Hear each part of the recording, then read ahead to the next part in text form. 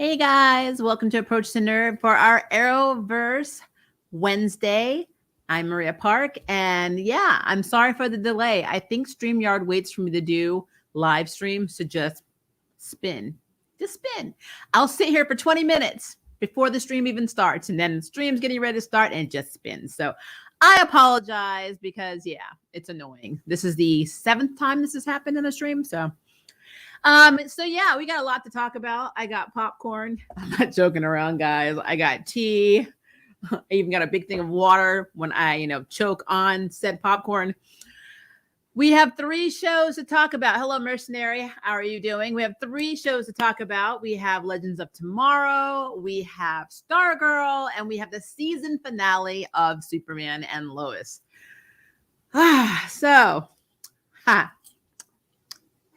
ASMR. Let's jump in. All right, so the Legends crew, the gang is all together. Everyone's, hunky-dory. Zari 1.0 is now back in the, basically where she belongs. I don't want to say where she belongs, but she's back, in her holding area, because that's what I call 1.0's imprisonment, is the holding area. And we have Zari 2.0 back, which means the gang is in full swing. Lots going on simultaneously. Number one, something happened with the Wave Rider when basically they were trying to get it to jump back to Earth, because last week we had the big intergalactic bowling experience. And basically the jump drive was damaged in some way. And Gideon's like, yeah, it's going to take like 3 weeks for you to, basically get back to Earth now.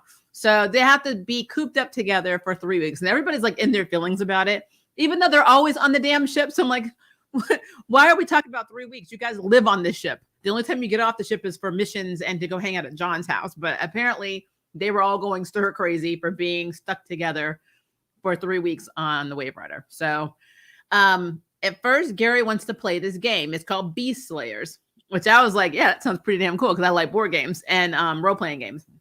But they were like, nah, boring. So, of course, sad little Gary's like, I'll just set it up just in case anybody wants to play. And I'm like, that's horrible. All right, so Sarah and Ava, I'm gonna tell you this. They're in wedding planning mode, and they were saying some stuff that was interesting. Like Ava pointed out, we cannot invite the West Allens to the wedding. And Sarah's like, but me and Barry are great friends. Yeah, but if Barry and Iris show up, then that means supervillains or something is going to show up and it's going to mess up our day. I'm like, wow. So Ava's already got the axe down on who can come to the wedding. And I thought that was absolutely effing hysterical. She's also, at one point they were talking about Black Siren. And Sarah's like, well, technically she's my sister from another Earth. And Ava's like, nah. So I thought that was really funny that they're wedding planning and Ava's already pulling people from the Arrowverse off the wedding list. But if you don't want to do a crossover, it's COVID. That's a really good way of explaining why they're not there at your wedding. But to play devil's advocate, you are in a machine that could go back and forth through time. So technically speaking, that shouldn't be a problem, especially since you literally could take your guests to an entirely different universe at this point, or entirely different planet now, and get married where no supervillains could even reach you. But, for the point of making this funny, and again, because it's COVID, I get what they were doing with that. So it is what it is. All right. So, John's still having issues dealing with his powers that he's basically souping himself up on, because Bayrod kind of points it out. He's acting kind of erratic. He's getting a big ego. He's just being like very defensive, kind of like what somebody on drugs would be doing, like on heroin or something like that. Like he's he gets offended very, very easily.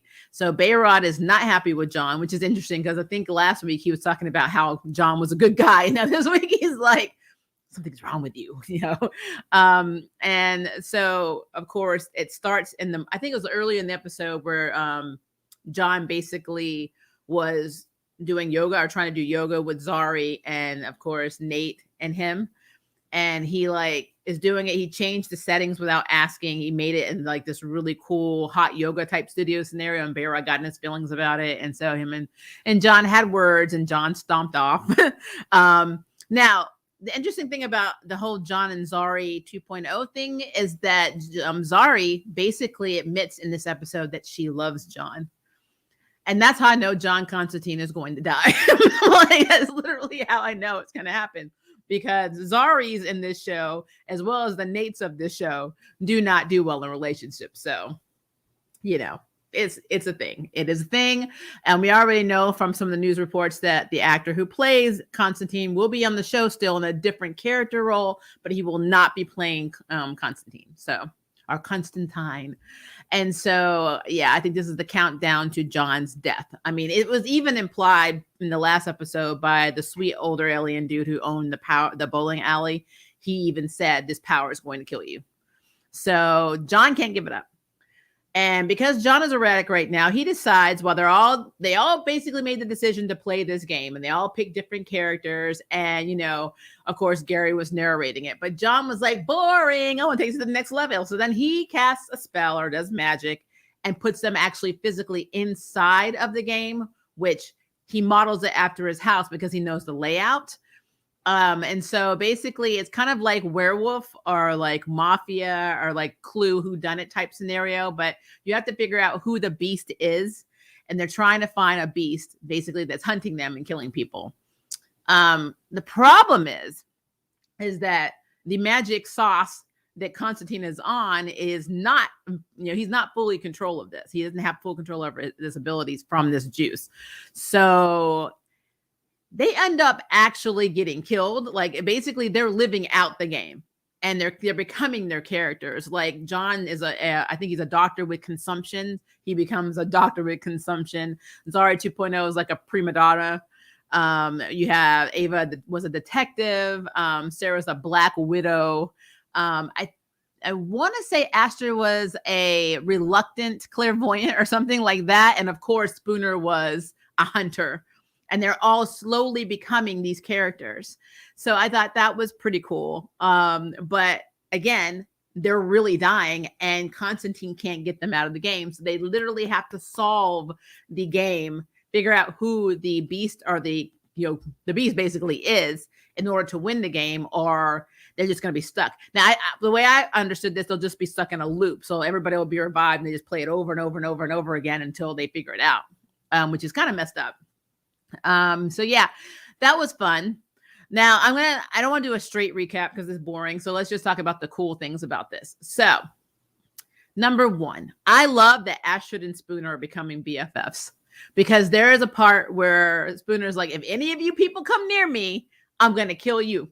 I'm going to literally take you out, except for you. I trust you. And she's talking to Astrid. I'm like, we come a long way from the beginning of this season to now. And how crazy is it that we're pretty much almost to the season finale of this? It's really weird. All these shows are just interesting how fast these seasons are going by. But Astra basically was amazing. Her and Spooner's relationship was amazing. They were amazing to me. So again, I'm not, as a queer woman, I don't make everything queer. I'm not saying, oh my gosh, they're going to be another Sarah and Ava. That is not what I'm saying. I'm just saying I really like the fact that they look like they're BFFs. And I figured they need BFFs. They both have been raised in a kind of similar situation. Technically, Astra was dragged to hell. Spooner lived her own version of hell when her mother and her were abducted by aliens and nobody believed her. So she was ostracized, but they were both lonely. So I love the fact that they have like losing their mothers and so much in common. So I can see why these two would be really close. And I like it. These two need to have friends. So having a BFF is pretty cool. And I do like that the writers of this show saw it fit to make the two lonely girls BFFs. So happy about that. Now, long story short, they do figure out who the beast is. I mean, it's pretty much John. It's Constantine himself, technically. They're able to get out of the game, but something else actually happened. And there's a subplot to this. We'll talk about the whole thing with Rory and Gary in a minute. The subplot for the main plot with Constantine is they're all able to solve it and get out of the game. But then we see just how messed up his addiction really is to this juice. Because they get back. Ava wants to play again because Ava was killed first. So she missed everything. So she wants to do it again. They're like, hell no. He goes back to the house to dump, the magical goo-goo juice down the sink or whatever we're calling it. And he can't bring himself to do it because he is addicted to the power. And it is his crack. It is his heroin. And that's why I think that, it's going to be a thing. Back to the Zari, basically admitting to her brother that she loves John.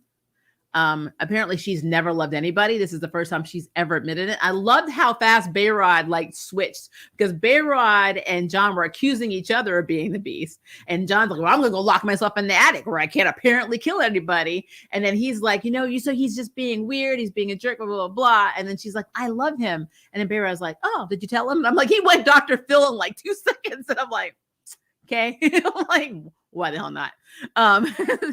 So where it stands right now, Bayrod realizes that something is going on with John. At this point, I think all of them realize that he doesn't have full control of his ability or his powers, but they don't realize that he didn't get the powers from the fountain. And remember, he erased Spooner's mind, so she doesn't remember it either. So yeah, I think John's going to die. And it makes me really sad. It makes me very, very sad. I don't know. This is not how I wanted Constantine/Tyne to go out. And if he does die, does he get dragged to hell? Does he finally get to heaven? I don't know. So this is the thing. All right. So on top of that, we had a little side story because our girl is back. So of course, Rory was not playing this game with them because he doesn't want to. I mean, it's just what he just doesn't want to. So when they're all trapped in the game, he doesn't even realize they're in the game. Gary knows, but he's off helping, Rory, because they basically have a ship dock. It turns out to be Kayla. And Kayla is basically PO'd because Sarah and him left her on that planet, which they did. And I said this in my review. I'm like, it's actually messed up because she came back for them and they literally left her to fend for herself, thinking maybe not, she may be dead, but the odds weren't really great. So Sarah's like, come on, Mick, we're just gonna take the ship and go. And they just took her ship and left.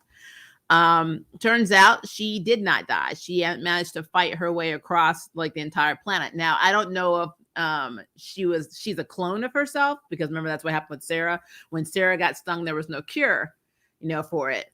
And Kayla was also stung. So I have a feeling that Bishop, because we see Bishop actually too in this at the end, or implied that Bishop is back. Bishop is probably the one that brought her back. And in exchange, she brought him to the Wave Rider, where he could use a 3D printer to reprint or basically the printer that they have on Wave Rider to reprint his original body, or his body, or his next body, I guess. We know it's Bishop because of how Sarah looked at him when she opened the door. But I mean, it's self-explanatory that it was literally him. Now, highlights for me is Gary told Mick, do not tell Kayla you're pregnant because men are submissive in our alien race. And if she doesn't like you or think that you're fit, she'll just suck the babies out of your brain. So he doesn't want to say anything, but he ends up saying it, and she ends up knocking him out after rubbing his head. So I don't know. She's probably going to end up being an ally because, that's her baby's daddy. Technically, she's also like the baby dad. It's a very interesting conundrum situation there. But and another thing that I thought was interesting is one of the side effects of pregnancy for their species, which is happening to Mick, and he's human. So it's interesting that this human is having the same side effect that an alien male would in their race. He grows a head of hair. He has this black hair. It's so funny to me. I don't know why. It's funny. It's just really funny to me. Looking at his hair cracks me up. So again, guys, when Legends of Tomorrow is just even though serious things happen, it's like this stress-free Arrowverse side universe that I really enjoy, because I don't have to think too much. I don't have to have a theory about it. I don't have to do Easter egg hunts for any DC comic stuff in the background. I don't have to do any of that stuff. I don't have to try and rack my brain remembering what villain it is this week. None of that crap. So that's why I enjoy Legends, because Legends can literally do absolutely anything and get away with it, and we just accept it, and it's fun.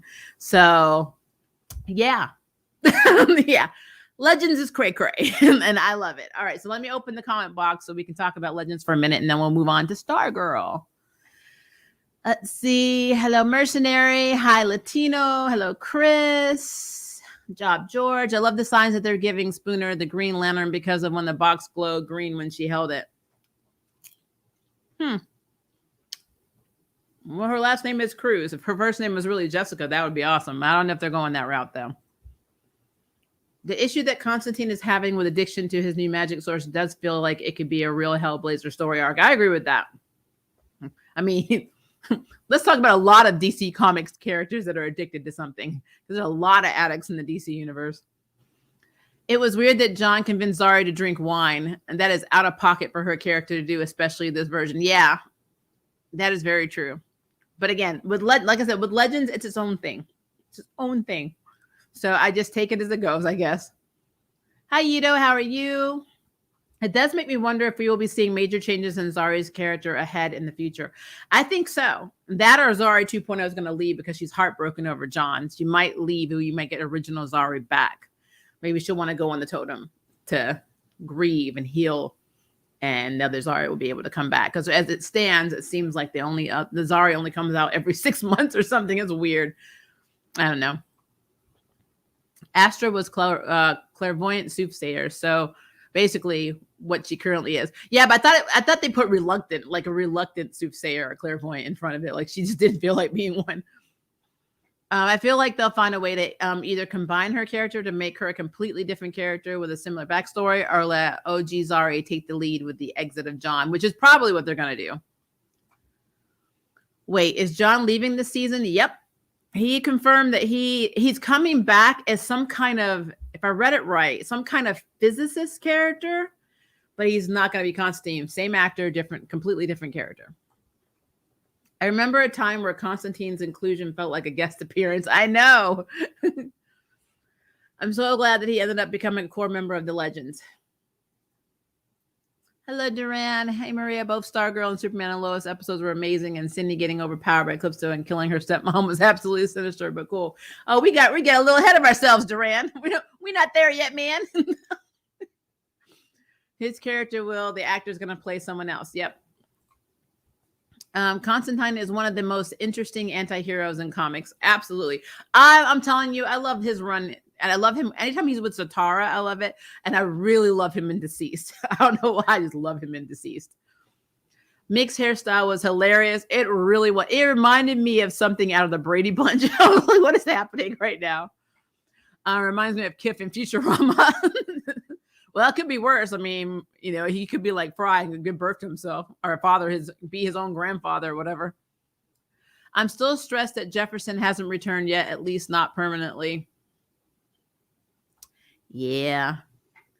Mick looks like a new Kids on the Block want to be with his new hairstyle. No. I mean, yeah, you're not wrong. I always felt like Jeff would be able to figure out how to transform into Firestorm without Stein. I wonder why we don't have Firestorm back. Oh, that's weird. Maybe because the CG was too much. I almost feel like it feels to me like they got rid of the characters they knew they had to use more CG on, because Ray was the last to go. Firestorm, Hot Girl and Hot Guy, probably because of all the wire work with the wings and stuff. And then, of course, well, technically, Zari and Nate don't use the totems. Like Bayrod and Zari don't use the totems all the time, so that's not really too much. And Nick only turns into steel like every so often. Sometimes he doesn't even bother doing that. He just fights regularly or says something smart ass. So I don't know. Maybe it's just the high CG characters. Like obviously the Flash, when Wally was on there, that would have been an issue. So it's a thing, I guess. Does anyone think it will come up again that Constantine used to shack up with Gary? I mean, he's a bisexual. I mean, right now he's in a relationship with Zari, kind of. I don't know. But they wrote his character out entirely. I don't like when they do that, honestly. And I think the reason they wrote out his character entirely is because his counterpart wanted to leave to do theater, or he got a role in some theater production that was very, big deal, high profile. And yeah, because I know he was still acting because he was also in the Orville. But unfortunately, Jefferson's actor, who is British, I think he's acting over there, but I really haven't seen him in anything recently. But I haven't been looking hard, so don't quote me on that.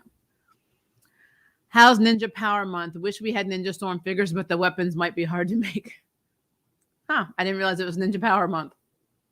I can only say good riddance to Hot Girl. I hated her characterization in season 1. Holy hell. Yeah. And they made her kind of wishy-washy. And then what happened with Ray was messed up. I actually love the character in the comics. The comics are different. And I actually loved Hot Girl in the Justice League animated series. I thought she was really cool. And her and Jon Stewart were really cool together. I wish they'd bring back Ronnie and allowed him and Jefferson to combine, as Ronnie could be the voice and is almost as smart as Stein, potentially smarter. True. Hello, Ryan. How are you doing?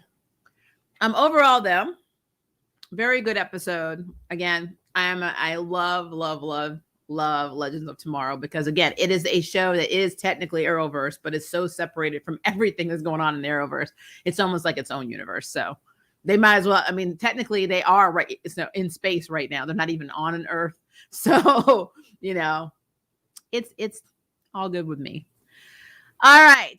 So now we're going to talk about Stargirl. The Stargirl. Courtney was in her feelings in this episode. She was in her effing feelings in this episode. She was like jelly as hell majority of this ep, which makes me, I feel like this is a precursor to what's going to happen when our original Starman, who is on his way to find Pat, comes back and wants his staff back, which could happen. And Courtney already said in this episode, being Stargirl is everything. She's a mess. Anyway, so let's just start from the beginning. So we know last week that Jade, broke in to their house to get the lantern, and because the ring was basically, we know now the ring was basically bringing her to it. So after the entire fight throwdown, where at the end of the day, Jade, who doesn't even have any experience in using this ring, got the last lick by blasting Courtney's butt across the room. Courtney once again is in her feelings. Now let's talk about how cool the staff was. The staff was having an attitude the whole freaking episode. It was doing its own thing. And I thought it was extremely funny that it was almost like it was verbally talking crap. And Courtney was like, go to your crate. It was funny to me. I'm sorry. All right. So at the beginning of this episode, though, we see that Jenny was, a foster kid. She was living in a group home. And this woman that she was staying with, it's literally Jenny's birthday. And she's like, well, you're not a minor anymore. So I'm going to need you to do this thing called Get Out. I'm like, wow, on her effing birthday, this woman threw her out. She's literally sitting on the porch. And before she left, the woman was like, and by the way, this little polite thing you do, I mean, you don't have to be polite to everybody. I mean, to get people to like you. And besides, it's annoying. I'm like, that was definitely a foster parent who was doing it for the check. But she gave her this matchbox, and it had a little red car in it. And then it had her dad's ring. And when she put the ring on, it started to glow. And of course, the ring was like, let's go find the lantern, biatch. It's just what it is. Now, to be fair, I would love to know the relationship between pretty much Daddy or Green Lantern, Alan Scott, and of course Starman and the original JSA, to see how because if you look how the staff was reacting around the ring, I just thought that was interesting. They had some kind of drama. So, but we'll probably get more into that as the season progresses, since this is only the second episode of season 2. But so anyway, long story short, she apologizes for, breaking into the house and causing all these damages. And then Pat looks at Courtney and is like, yeah, he's like, you did this shit. Cause I see the handiwork of the staff all around the house. And they end up displacing Courtney from her bedroom, where she has to sleep on the couch with the dog, and Jenny ends up having her room. Okay, so much is happening right now in this episode, but I'm going to say something that I think is really interesting. So remember in episode 1 of this season, Beth was dealing with her parents getting divorced.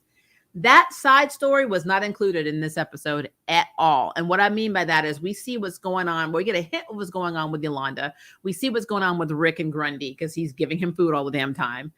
We are seeing all of these little tiny subplots, but we're still not getting Beth's, it's like she gets to turn off her trauma for an episode.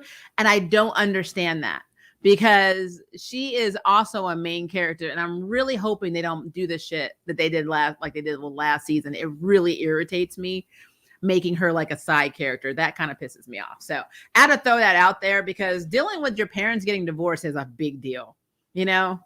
I've never gone through that. I've lost a parent to death, but I've never gone through separation or divorce of a parent. But I know from friends that have how traumatizing that could be. And this is a character that's already very, very lonely. And she has these goggles. And Chuck was, her best friend pretty much. That was her confidant, the person that made her feel good. And now he's not even, he literally he turned off last episode. So in the line where Beth says, "Oh, I have these goggles and it allows me to see things," it's like that never happened. Like, we never went back and addressed that. This is where I start to worry about CW writing, guys. I'm just going to put it out there. It's these little things I catch that I start saying, "Oh, hell, here we go." Because last week's episode was amazing. I'm not saying this wasn't a good episode. I'm just saying I had to nitpick that is a CW F up. And that's what normally happens in CW land. So with Arrowverse. So I'm like, I don't know. I'm a little worried. So everything that happened that happened to Beth last week apparently had no bearing on this week, is what I'm saying, because she gets to turn her shit off. No trauma for you. It's not your time. So whatever. All right. So Jade wants Pat to teach her how to use the ring. So he agrees to take her to the garage. Of course, Courtney, who is jealous, wants to go with them, but she has to go to summer school. And this is when we realize at summer school that Rick did not show up to summer school because, his history teacher flunked him. So I don't know what's going to happen with that. Even though we know he didn't cheat, he's extremely intelligent, but it's not fair. And obviously he really doesn't give 5 cares right now. So he's off trying to feed Grundy. Like, he gave him buckets of chicken last week. Then he brought all this pizza. Somebody needs to explain where they're getting the cash for this. Rick is not a rich person. So how is he affording all of this? But you know what? Whatever. I suspend my disbelief. So that could be another indicator of Arrowverse writing, by the way. They're starting to spend the money that they don't have. Anyway, so Yolanda's parents wanted to keep her out of trouble, so they enrolled her in summer school. But she makes straight A's. Now, my problem with that is, as a parent, I didn't know that was optional. My daughter was an honor student. I could put her in summer school to get her away from me? What? Nobody told me this shit. I thought you only went to summer school if you were flunking. And they had certain spots that were enough for kids that were flunking. You could willingly admit your straight A student into summer school? I feel completely let down as a parent. They made me spend time with that child that whole summer. I'm like, I'm sorry. Don't let her know I said that. Anyway, so she's in summer school when Rick didn't show up. All right. So we have a little side story going on right now. And I will say, I love the fact that this kind of went down this way. We're introduced, of course, to the Shade. And the Shade goes to see Barbara at her job. And, he's like, "I'm Richard Swift. I'm looking for, I'm into magic. I'm looking for these antiquities. And I know that you guys here at American Dream have it." And the whole time, Barbara's looking at this card and looking at him like, "Are you a supervillain?" Because she's trained now. Like, she's literally trained now. I'm like, yes, Barbara. Yes. I love the fact. And she looked at the card. She's like, "There's no contact information on here." Interesting. Barbara, the entire time, was like, I need to run you through the filter of Pat's database to see if you're actually somebody we need to worry about. So yeah, the hashtag Stargirl Stripesy family, or Stripe family, should I say, are 1,000,000,000% still in villain mode. And I think that is very cool. So I would hate to be like other shows where they're like, they always let their guard down like every damn season, aka like the Flash. So it's like they never really look to see who's not who they say they are or who's in town and blah blah blah. So I love the fact that Barbara immediately called, Pat when he left and was like, so this is the guy's name. You might want to check him out because he could be crazy. I'm like, maybe he's ISA, maybe he's just crazy. I don't know, but he's weird. Discuss. So I did love that. All right. So side note, I love that Zeke put the flamethrower on Stripe. He said he was going to do it. Dude is just not asking questions. He's like, yeah, I don't need to know why you're making this robot. I just think we need to have this. And so he makes a flamethrower on Stripe. And then he's like, I'm going to, it's still weak. I'm going to increase the output. Well, see you later. And then he just leaves. And it's like, I'm like, yeah, I don't know. I don't know, guys. I don't know what to say about this. All right. So back to Jade. Jade is struggling to use the ring. And so Pat's like, well, from what I remember with your dad, you just had to think of something and you can conjure whatever. And, guys, we all know how lanterns work. So, we all know how lanterns work. She is able to think of something to conjure and it ends up being the car. And I think it's pretty much a bigger version of the smaller car that we saw. I can't remember in this might be an Arrowverse thing. I don't know if they were ever involved in a car crash. I don't remember if her and her twin brother Todd were like involved in a car crash with their mom. I cannot remember for the life of me. I did not look it up. I just didn't. I got busy. So, but there is some symbolism behind this car, and I cannot for the life of me remember what it is. So if you remember what it is, when I look at the comments, I'm not looking right now, make sure to put it down in the comments so we can talk about it. I just can't. I know that there is something to do with the car. I just don't remember if it's pertaining to them or if this is just an Arrowverse, creation for subplot. So I don't know. All right. So she basically is able to conjure this car, which fuels Courtney once again, her jealousy, and she's in her feelings. And so she starts to do the thing that mean girls do in movies. They're jealous. Somebody's getting notoriety and you're not. You're making me feel inadequate and you're making me feel less than. So I need to put you in your place. So she starts talking crap to her. Like, why are you even here? Is that what you came here? Because of the team? Blah, blah, blah, blah. And she's being very snarky and very suspicious. And like Rick and everybody is like, wow, that's not cool, Courtney. And they all like let her know she's being a bitch. And they walk out because, of course, she has our poor Jenny and her feelings saying, well, I guess I'll just leave. I got the lantern back. But she said something that I thought was really interesting. She's like, the girl. So they were getting ready to argue. And Courtney's like, well, she broke into our house, Pat. And Jenny said something I wanted to say. And that was, well, I only came because I didn't know who stole the lantern. Because remember, Courtney, you're protective of all of this gear that you stole yourself from the damn JSA headquarters. So it's like, how are you going to be judgmental about it and say who can have anything when none of this shit belonged to you in the first damn place? So like, I love that she said that. I just didn't know who stole the lantern. And I'm like, well. But Pat did what he does best. He let Courtney know your superpower is not Stargirl. It's actually seeing the good in people and inspiring them. I'm like, no, it's not. But I mean, we're going to give her that. So she giving people a chance. Nope. She didn't give people a chance. She just needed recruits for her team. And she just saw available bodies. She saw Yolanda and thought she was cool. She didn't even invite Beth. Beth invited her damn self. And Rick is technically legacy. So she didn't see and give them a chance. They took the chance. Rick is like, I'm keeping the Hour Man, the Hour Man persona and the glass. And Beth was like, I'm not giving you these goggles back. Chuck is mine. That is not seeing. I'm just throwing that out there, guys. That's a technical error. She did not see the good in Beth and Rick. They kept their shit. End of story. So really the only one she actually recruited was Yolanda.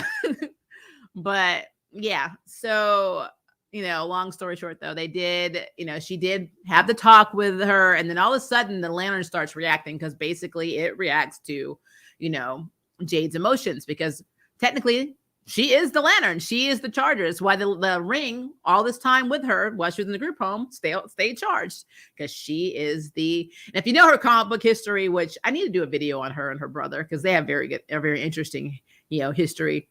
To me, they've always been like Cloak and Dagger in a way, just not the same power set, but just reminding me of that, and not the real relationship issues, being siblings. But yeah, I need to do a Jade video. But all right, so she has the lantern, and I love the fact that Pat was interrogating the Shade. They were talking, trying to figure out, who he is. They start talking about cars. Basically Pat is doing his subtle, what are you doing in my city, in my town, whatever, interrogation. And he looks out the window and then he sees Jade and Courtney and Rick and all of them running with the lantern past the door. And he's like, you can see on his face, he's like, I need to be here, but shit. And so he goes off and runs after them. And then Courtney does this whole pep talk saying, you can do this, you can do this, because Pat says you can absorb the energy. And so, of course, Jenny's like, you guys need to run, because if I can't stop this, you're all going to die. And then Courtney's like, I'm not leaving. And I noticed how nobody else left, but nobody else said, I'm not leaving. I bet you they were all heavily considering it. But long story short, she blasts them, and then we see that she's able to fly. And then for some reason, after that, she disappears. Literally, Courtney wakes up the next day and says, hey, have you seen Jade? And she's like, she's gone, or she wasn't here when I woke up. So I don't know if she's permanently gone, but I mean, they kind of made it seem like she moved on. Like she took the lantern now that she knows kind of how to use some of the powers of the ring, and moved on, probably to find her brother. Now, I'm kind of hoping she comes back. I don't know if the reason she's not a regular character is because they can't have a full-time lantern license since they're doing the show on HBO Max. I don't know. I'm speculating, guys. I'm still in my feelings about Diggle. So, I mean, I don't know why we can't have a full-time lantern, but I'm assuming it's because they don't have the license to have her full-time. But don't quote me on that. If they do have her full time, we're not ever going to see her be as cool as she was in this episode, because it's too much money. I mean, it's just too much money.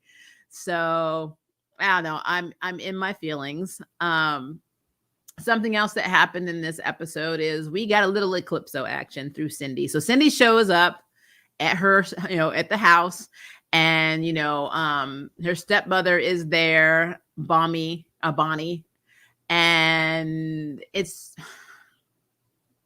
First of all, let's all just feel bad for Bonnie, because you really see that Bonnie was just a regular girl that literally got kidnapped and brainwashed into being Courtney's, not Courtney's, into being Cindy's stepmother by her dad.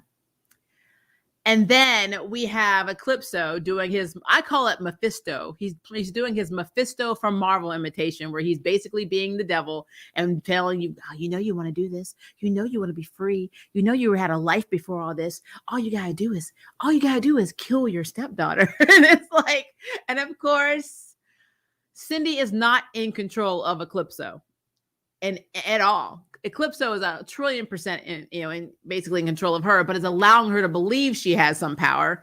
And so when Cindy comes home, of course, Bonnie tries to kill her. And you see Cindy's like, please don't do this. She did not want to kill her because, again, if you remember in season 1, Cindy is very lonely. She is lonely. She always wanted daddy's attention. Even though she's innately evil, she still has that part of her that wants a parent and doesn't want to be alone. So she's made Bonnie her mother, whether Bonnie wants to be her mom or not. So she did not want to kill Bonnie. But Bonnie was, enticed by Eclipso.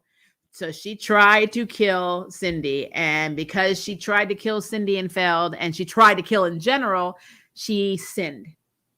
And because she sinned, Eclipso ate her, her sin and, her pain and anguish and all of that good stuff. So that was messed up. And he did it in Cindy's body. He took over Cindy's body and made her do it. And then when he basically gave her body back, she's like, what the hell? You don't ever do that, or I'll put your ass back, basically. And he's like, oh, of course, I only live to serve, blah, blah, blah. And it's like, no, don't fall for that. So yeah, that is definitely interesting. It is interesting. So we actually had Jade, who has no parents, and she's an orphan.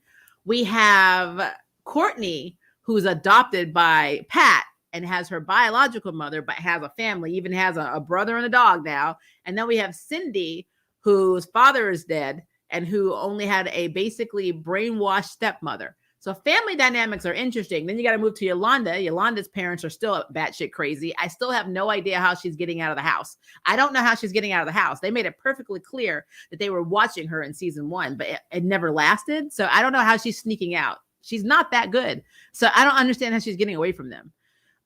Still don't. We have Beth, whose parents are helicopter parents. We have Rick, whose parents are dead. I mean, there's a lot of different family dynamics here, and most of them are extremely, besides Courtney, who seems to be actually in a very, I guess, functional and healthy family. Everybody else seems to be screwed. I'm like, just put it out there.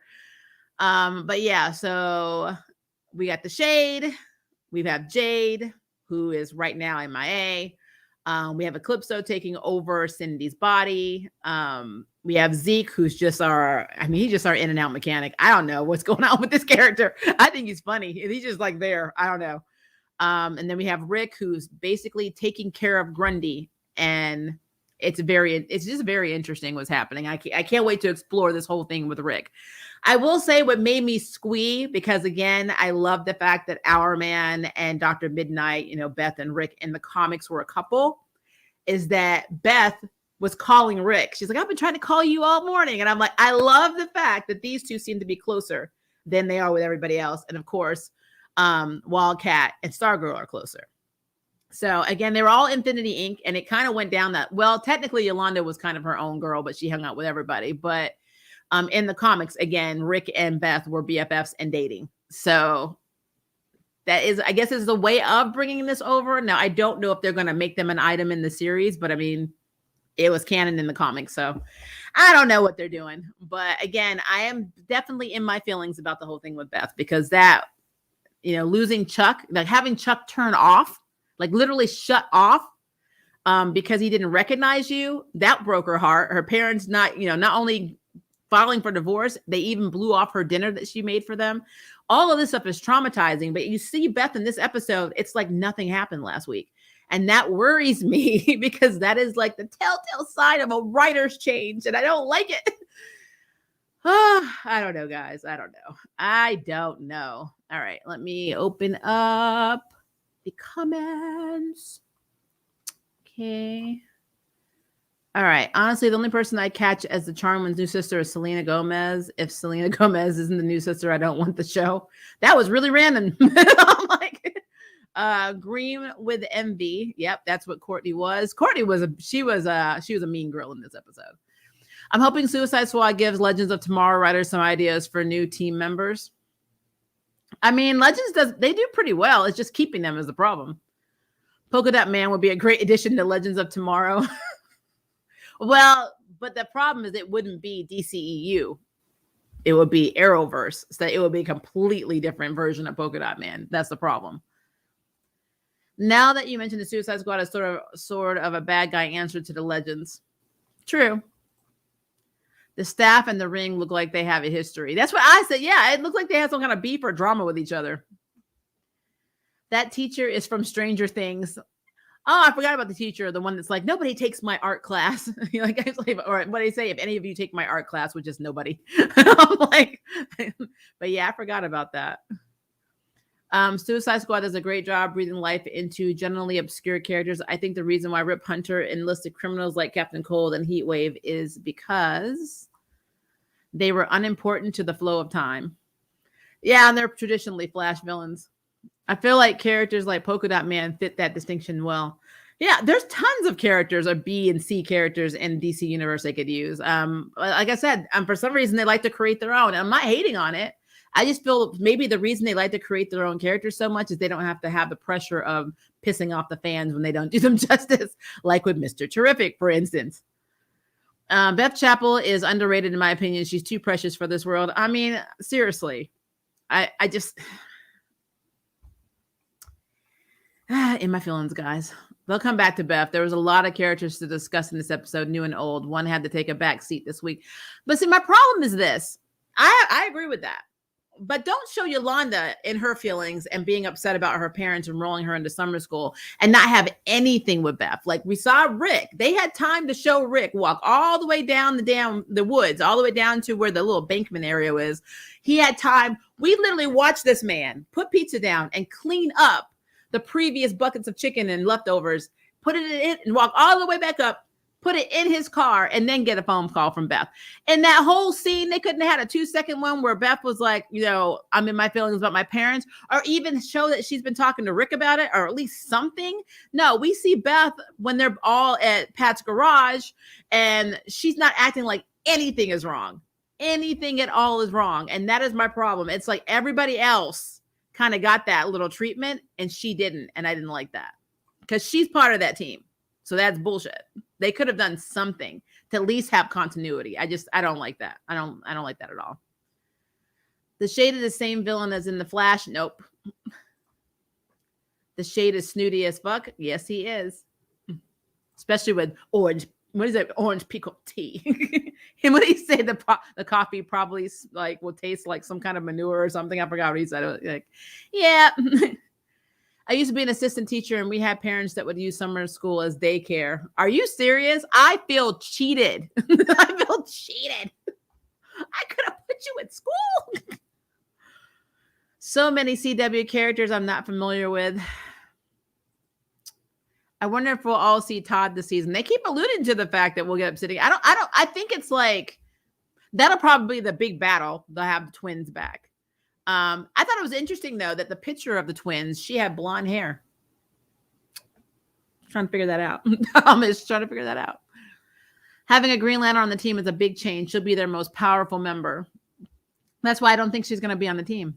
I really don't. I think that the CG would be way too much, or I really believe they don't have the budget to have her full time. I really don't. She'll be one of those in and out characters. I don't know why, but I could see Sarah being a perfect White Lantern. Yeah, I can see that. She'd be a good Green Lantern too. She'd be a good green one. I want to see them fight Black Lanterns. That's what I'm waiting on. Cindy definitely is not in control. Nope. There is a nice stepdaughter parallel with Cindy and Courtney in this episode. Yeah, between Pat and Courtney, and then Cindy and Bonnie. You're absolutely right. Because you saw Courtney apologize to Pat and say, I should have been nicer to you when I first found out about blah, blah, blah, and, respected you more. So from now on, I'm going to be daughter, and family member first, and then Stargirl last, until Kat was like, glad you said that, because I think the Shade is back. And she's like, I'll get my staff. And I'm like, yeah, that lasted 2 seconds. But at least she did apologize. So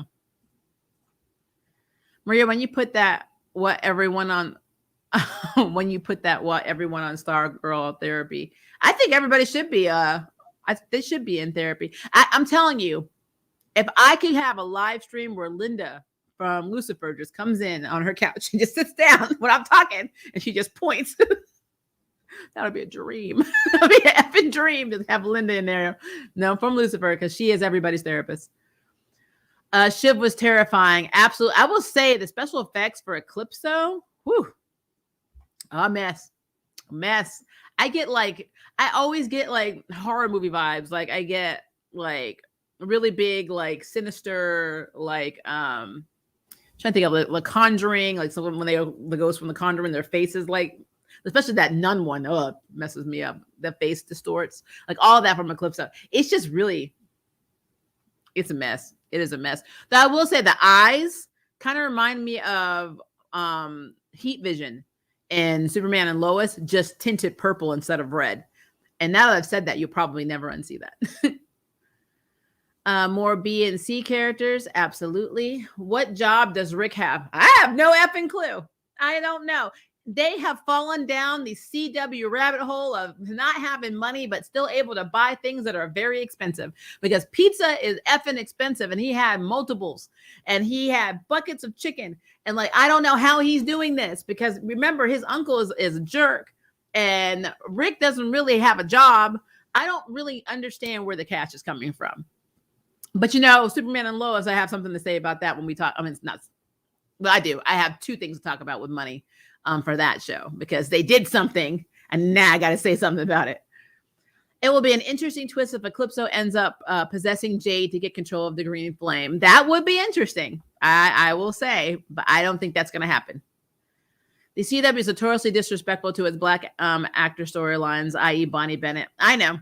Trust me. I know. The problem is it happened a little bit last season and it wasn't CW. It was still DC Universe Online. So I'm in my feelings, guys. I need hashtag justice for Beth. She deserves storylines. She deserves friends that care.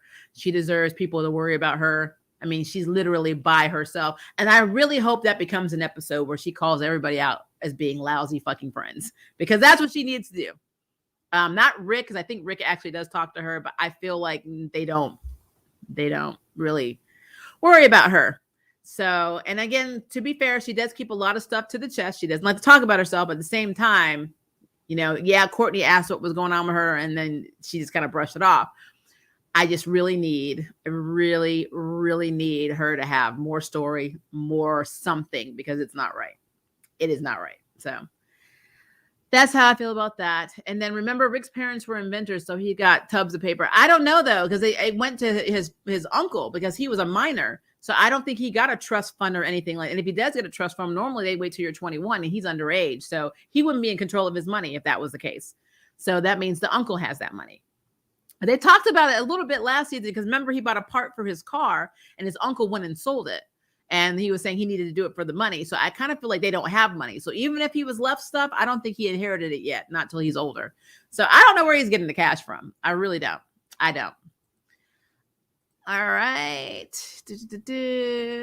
Let me move on now. We're going to talk about Superman and Lois because, it was the season finale and lots of shiz happened in Superman and Lois as well. If you remember last week, Morgan Edge kidnapped Jordan. They eradicated him. So his daddy was inside of Jordan. And so Zeta-Ro is enacting his plan to basically terraform Earth with Kryptonians. That's basically what he was doing. He's going to get rid of all of humanity and replace them with the souls of Kryptonians. It's a thing. I'm going to tell you, this was a good episode. And I'm not going to hate on it because a lot got kind of accomplished in this 1 hour block, which normally should take about 2 to 3 episodes. So I will say, I wish they had longer, or at least they had split up the story so we had a 2-parter for the season finale. Because we had a 2-parter season finale for The Flash, and I really don't even feel like we needed one. And in this show, I feel like we did need a 2-parter, and they only got 1 episode. So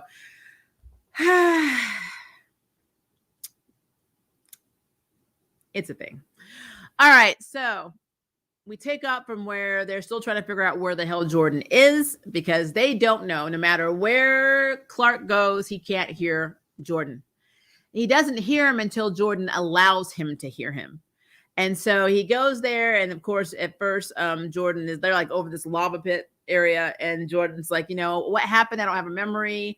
And then Zeta-Ro takes over, and then he blasts, Clark, and he's like, what did you do to my son? And he's like, you eradicated him. He's just a kid. He's like, he said, basically, I literally almost murdered my kid, destroyed my child to get him ready. You can't even be man enough to hit your own kid. It's like a child abuser is lecturing a father about his lack of willing to be a child abuser. His willingness to be a child abuser. I thought that's a very interesting spin on that. So I'm like, okay, whatever. Same time, Morgan Edge is in Smallville. Smallville's residents are like freaking the F out. They are not happy. They're at the picket line. At the same time, Lana, Kyle, and Sarah rescued Jonathan and of course Sam and brought them to the base, the DOD's base, because of the car crash. So of course Kyle makes sense because he's a firefighter, which means he has basic paramedic training.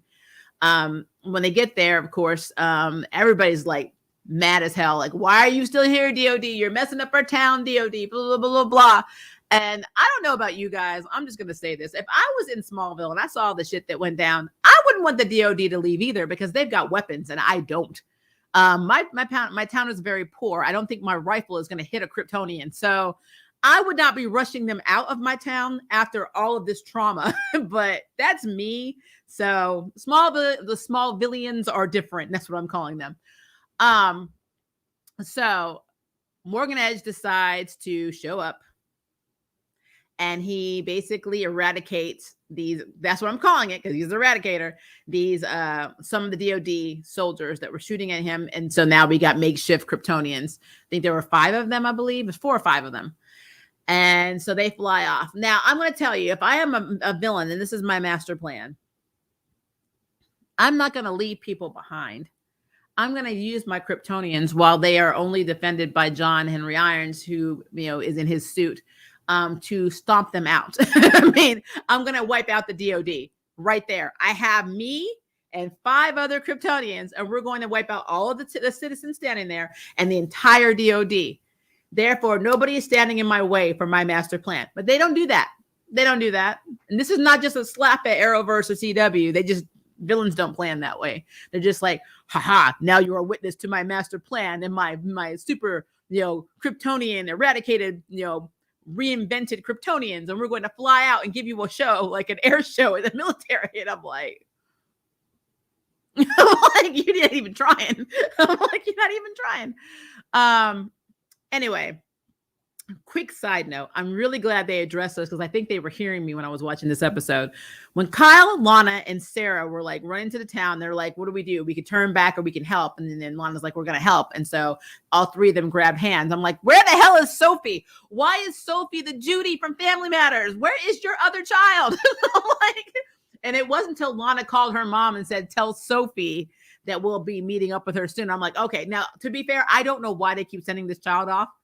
They keep sending her off somewhere. They sent her to camp. They sent her to sleepovers. Now she's at the mother's house. Why do they keep getting rid of this child? Why don't they like her? I'm like, I don't understand, but whatever.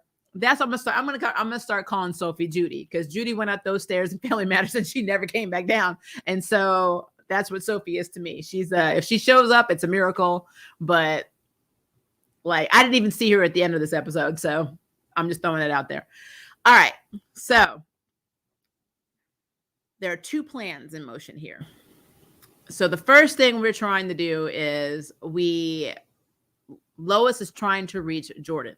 So she's like, we're going to use this device that they used before, basically to get into your head, because, Morgan had used it to get into Clark's head, to get him to think that he was actually living these memories, but he was actually in a dream world, basically.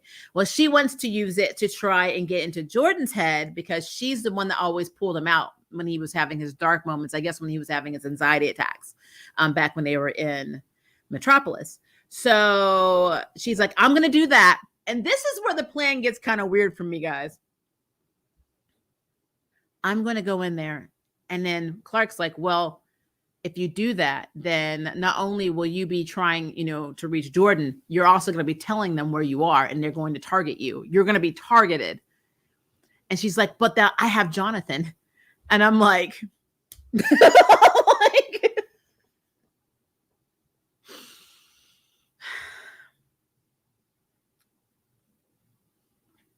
I'm going to ask this question, guys. I need an honest answer, okay? I love this show, but I got to say it. You're so worried about your Kryptonian child, who basically is indestructible. Not as strong as Daddy yet, but is indestructible. And actually with this upgrade is indestructible. But you're putting all your money on your child that has no abilities that we know of. They could be latent abilities. You may get them later, but who is basically no abilities, who is not the Prime Earth Superboy that we know and love from the comics. You're like, don't worry, Jonathan's very capable. And I'm like, yeah, to die. I'm like, what the fuck? What is wrong with you? I'm like, what? This is a stupid plan. I'm like, this is a stupid plan. Why in the hell would you decide to do this in the barn of your house with just your son as a bodyguard, instead of doing it at the DOF&D, where at least all of these guards will be, potentially with maybe Kryptonian weapons that can help you at least keep somebody off for a little while? Why Why? Guys, why? Why? Why was this a good plan? Please somebody explain this plan to me, because it was like I literally thought I heard it wrong and I rewinded. I'm like, no, she really said that. So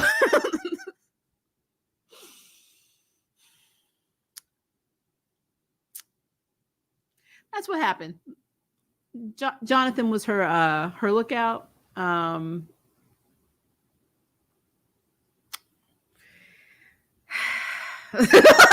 just can't. I'm trying, guys. I really am. I'm trying. The entire thing made no sense to me. So there's that. And then of course there was this modified axe, which looked really effing sweet, that John Henry Irons, pretty much devised, where it was basically one of those situations where you had one hit. You could literally throw it at Edge and it would dissipate his force field, and his powers would not be, it basically makes him inert, I guess. He was not able to do anything. And that would allow Kal-El to Kryptonian KO his ass. So, which is not a bad plan. It's not a bad plan. What is an interesting plan to me is that, and this is just me, out of all of these Kryptonians, be it eradicated or original Kryptonians, none of them thought to just jump, steal, and rip off his damn suit. Not. Well, know why? They're not trying. So John and Clark basically are fighting. They're taking on the 5 Kryptonians and Jordan. And basically, John is able to knock out Jordan and take him back to the barn. Not the DOD where he could have been behind in an encased, thing that may hold him, because kryptonite may still work on his body, since his body is still essentially human, or Kryptonian, half Kryptonian. They didn't put him in one of the holding areas at the DOD where Lois could be safely on the other side with the machine on her head to try and reach her son. Nope. To the barn with his brother, who has no powers whatsoever. And again, I just have to say,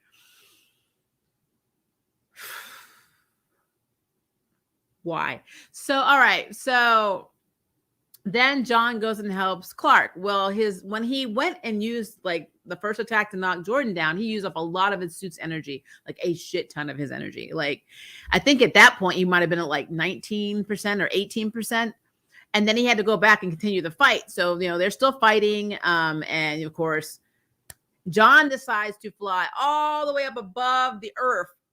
And he's at 8%. He's literally at 8% His AI is like, so John, you're about to die, right? It's literally, you have no juice to come back down to earth.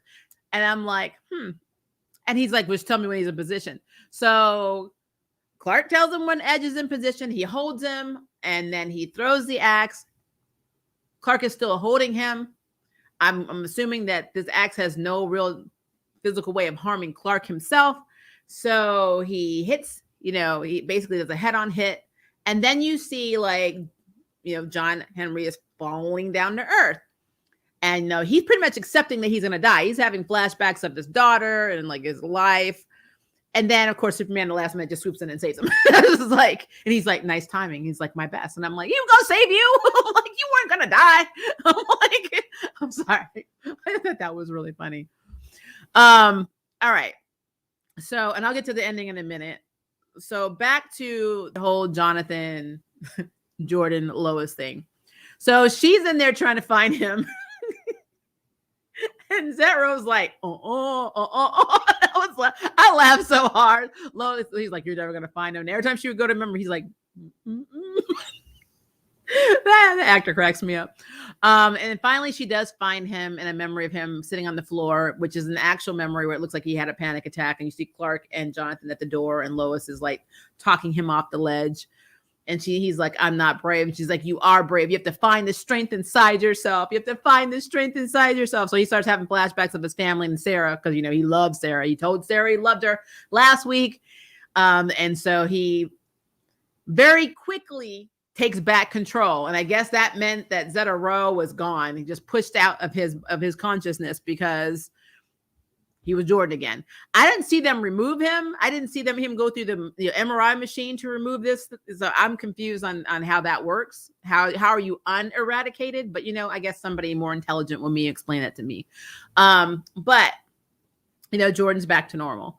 But right before he was back to normal, he literally had his brother in the chokehold, levitating in the air. And I'm like, you see, Lois, this is why you don't play favorites with your sons. I'm like, you don't play favorites. You don't put more responsibility on the kid that does not have titanium skin, basically, and the ability to fly, free stuff with his mouth and burn things with his eyes. You don't do that.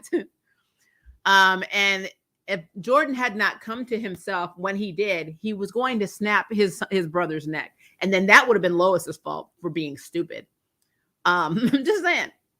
Technically, it would have been Clark's too, because he went along with this stupid plan.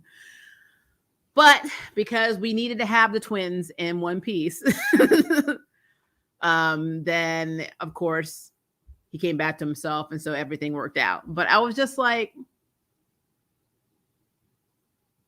I don't know, guys. Every time I think about this, it just drives me nuts.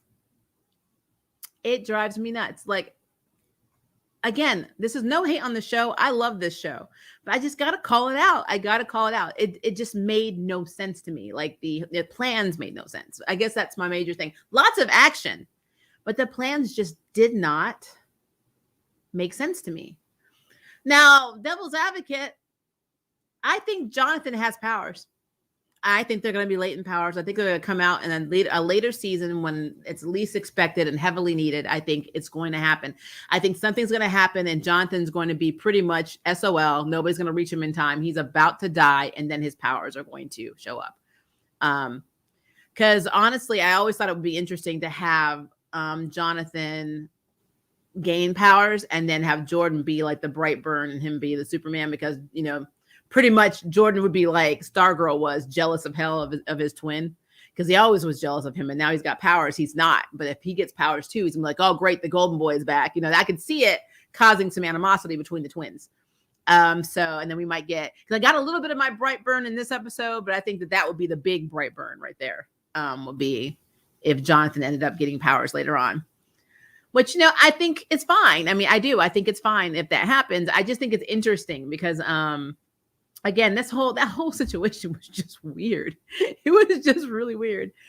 And like I said, I feel like a lot of the things that happened in this episode were well planned. It was just, I really thought they would have benefited from having 2 episodes for the finale and not 1, because it really wasn't that it was rushed. It just, a lot of stuff.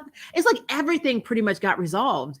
Like everything that they were currently dealing with got resolved by the end of this episode in an hour, which was crazy to me. I was just like, I don't know. I felt like that was really weird to me, to be fair.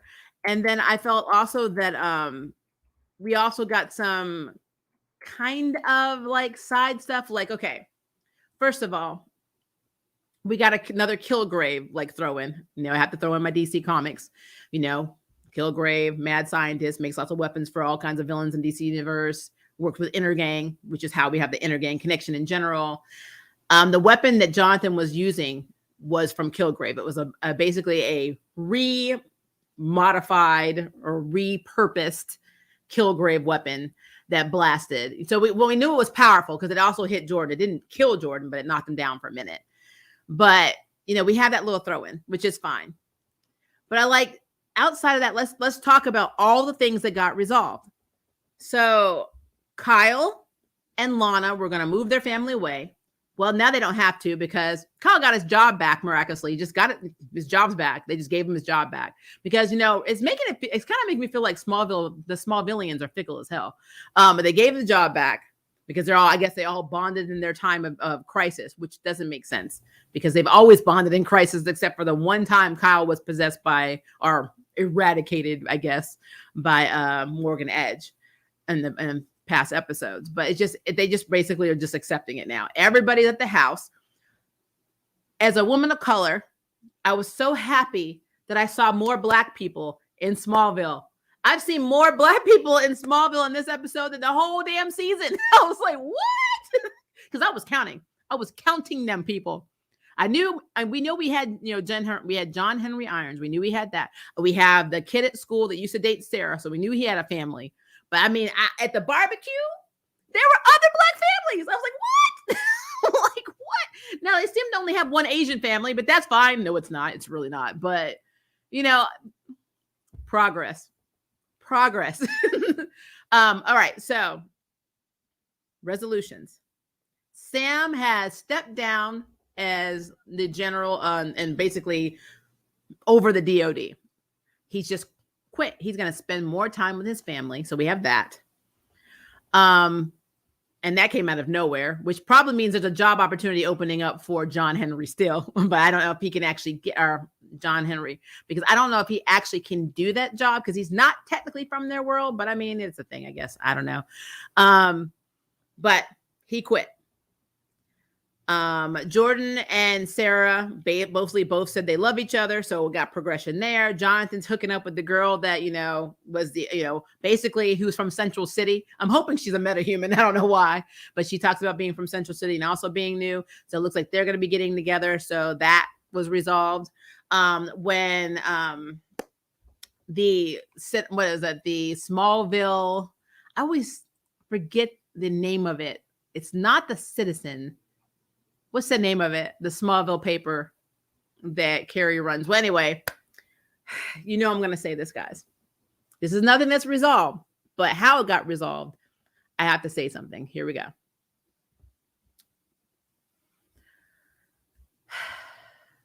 Lois Lane sold their brownstone in Metropolis, and she said, end quote, I sold it, and so now I have just enough, like the right amount to pay for half of the offer that you got for the paper.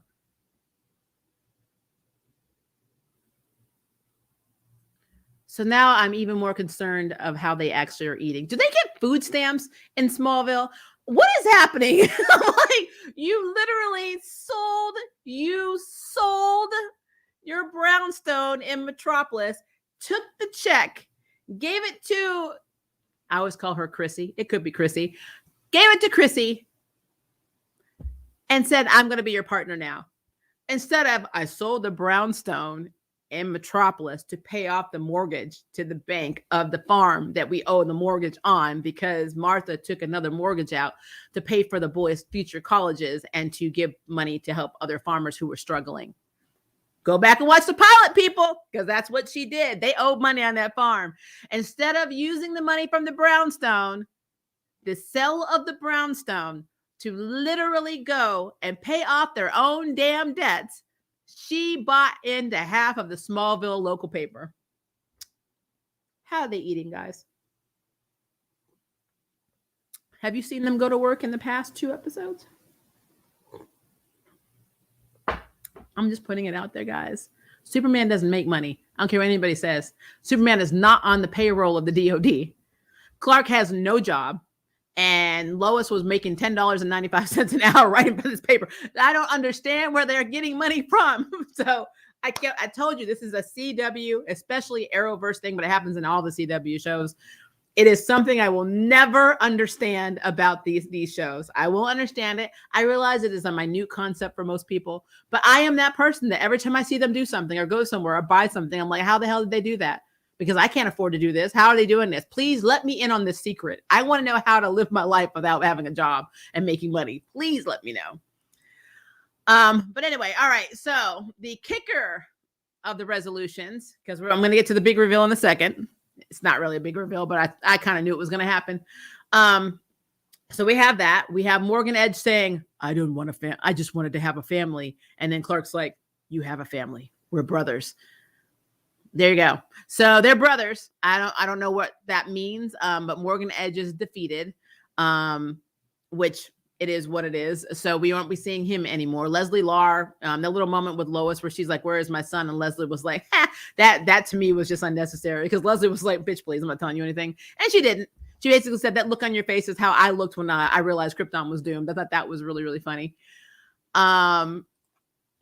Let's see here. All right. And so let's talk about John leaving. I feel like John is not allowed to leave Smallville. John Henry Irons probably should be worried about this. This is some get out shit. Like, because every time he tries to leave, something makes him come back. He really should worry about this. Because he's finally getting ready to leave. He even tells Lois, because she literally was saying, "You want to stay? Clark could use help around the farm." And guys, from last week's conversation, I'm like, doing what? Like, what the hell is he doing on the farm? Do you mean actually he needs help starting to farm? Because you're not doing anything. So that's what I got out of that. But he's like, "I can't stay because every time I look at you, I still see my wife." Understandable. But right when he's getting ready to leave, and they're packing all their shit up and blah, blah, blah, blah, they get an intruder alert. And the intruder alert, basically a ship crashes down because it locked onto his suit. As soon as it says that it locked onto his suit, I knew it was his daughter. And sure enough, Nat is there. Nat comes out of the ship, walks up and hugs her dad, sees Lois and says, "Mom," and it went off like that. And I was like, hell. Like, yeah, so now Lois is going to have two families. Like, she's going to have two families. Instead of having sister wives, she's going to be wife and wife. She's going to have two families. The wife's going to have the two families and not the husband. Because, yeah. That's a really messed up situation. And there's no way that girl can't look at Lois and not see her mother. So they like to keep it interesting, guys. But I mean, again, I said this in the past, that he was talking like Nat was dead. And I'm like, I don't understand that, because you told her, "I will be back. Wait for me in this little underground place that we have. I will be back." We never saw her die. I'm like, so why was he so gung-ho that his daughter died? I never understand that at all. But again, to be fair, it's completely against the comics anyway, because technically Nat's his niece and not his daughter in the comics. So, they didn't do their own thing. But she's there. And she also in the comics was Steel at one point. So I guess she'll be another ally. Maybe she'll go to school with the guys. I don't know. Jonathan seemed interested in her originally, and now he's with this girl. But maybe there'll be like a little thing where he's getting with this girl or getting with Nat. I don't know. I think it'll be cute. So, yeah. Town's back. They're all helping to build. Lana kind of gave the mayor this look like, "I'm coming from your job, bitch." I thought that was interesting. So we maybe Lana may become mayor soon. And which is fine because the mayor is a douche nugget. So I have no problem with that. Like I said, they easily accepted Kyle, and them back into their graces. Yes, he went and saved the lady in the burning building, but he's a firefighter. But yeah, they got over this animosity really quickly. Small towns, man. Like, we were mad at you on Thursday, but it's Friday now, so we're fine. Like, okay. But so everything is back to normal. Sophie is still MIA. Again, she is the Judy from Family Matters. So if I'm going to say there's a true crime in Superman and Lois, it's that they can't keep going with this child. This child just goes away. They don't want this kid. I don't know why they don't want Sophie. I don't know if she's like, I don't know. She's like a version of Eclipso, like with little Bruce in the first Stargirl. If she's like, those kids that you see in horror movies, like Children of the Corn. I don't know what it is, but Sophie is sent away a lot. And they did imply earlier in the season that she was aggressive and she was biting kids and stuff. So maybe she is weird. I'm like, I don't know.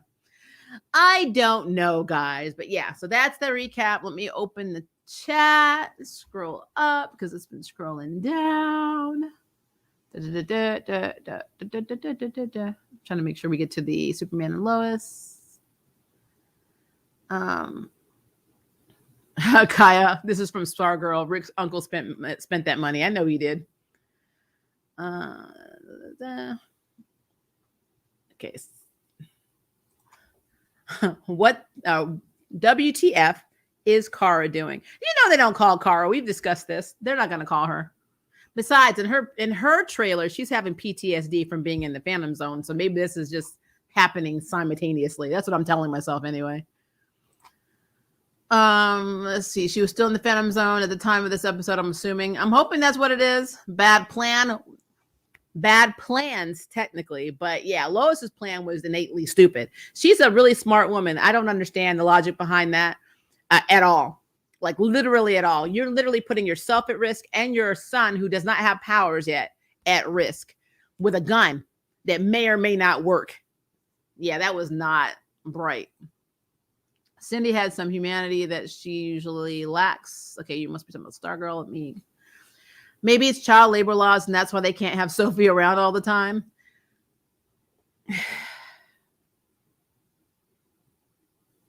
But I mean, all you have to do is film her scenes earlier than, I think it used to be 5 p.m. And it could also be COVID, but it's just really weird that child is gone all the time. It's like, oh, she's over here. That's what I was also thinking, but like a small cameo about being present as if she wasn't in the Phantom Zone. They could at least say something. We tried to call Kara, but she's MIA or something like that. That would have been really cool. Imagine the Charm Ones, but Indian women instead. If they ever delve deep into the past Charm Ones, I want them to explore that version of them. That would be cool. Possession on Superman and Lois and Stargirl. They seem to like it. True, maybe she might visit for a nanosecond.